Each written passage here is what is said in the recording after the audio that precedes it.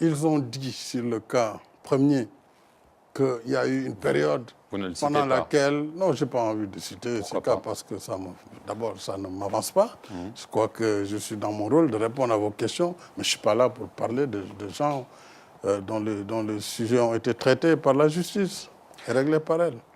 Donc, il y a beaucoup d'amalgames, beaucoup de confusion. Les organisations des droits de l'homme affirment que le Sénégal doit faire des procès équitables et immédiatement mettre un terme, je cite Amnesty International, aux manœuvres d'intimidation, de harcèlement des dirigeants de l'opposition. Vous savez, Amnesty International gagnerait d'abord à avoir le statut de ses représentants chez nous. Je respecte Amnesty tout comme toutes les ONG qui luttent quotidiennement et vaillamment pour les droits de l'homme. Mais lorsque les représentants de ces organisations marchent avec l'opposition, vont voter lorsqu'il s'agit d'un référendum, dans le camp de l'opposition, contre le pouvoir, ces avis n'ont aucun intérêt à mes yeux. Ils sont politisés. Mais absolument, ils sont politisés. Cela gagnerait à quitter les organisations pour entrer dans l'opposition. Et là, on est à l'aise. Mais quelqu'un qui manifeste avec l'opposition ne peut pas me donner un avis de société civile. Si Karim Wade, comme il l'a annoncé, décide de rentrer... Voulez-vous concentrer votre...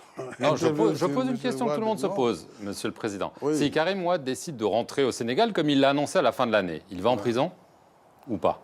Mais interrogez le droit, ce que dit la loi. C'est clair, la loi est claire là-dessus. Il a été condamné à 6 ans de prison avec des amendes. Il a bénéficié d'une grâce de ma part, c'est pour la partie...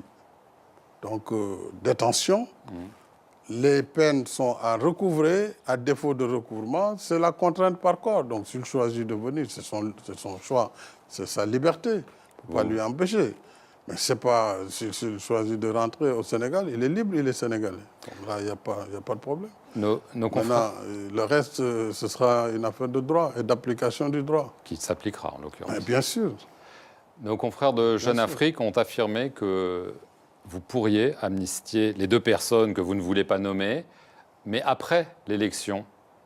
Non, je n'ai pas parlé d'amnistie. D'abord, ça ne vient pas de moi. Donc ce débat ne se pose pas à mon niveau.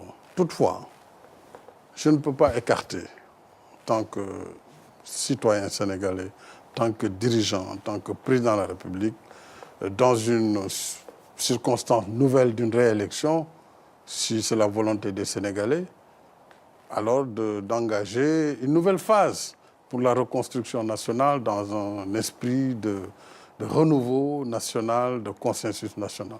Oui, parce que je pense qu'il faut savoir tourner des pages aussi. D'accord. Dernière question, donc, vous pensez gagner dès le premier tour, peut-être? C'est mon objectif politique, très clairement.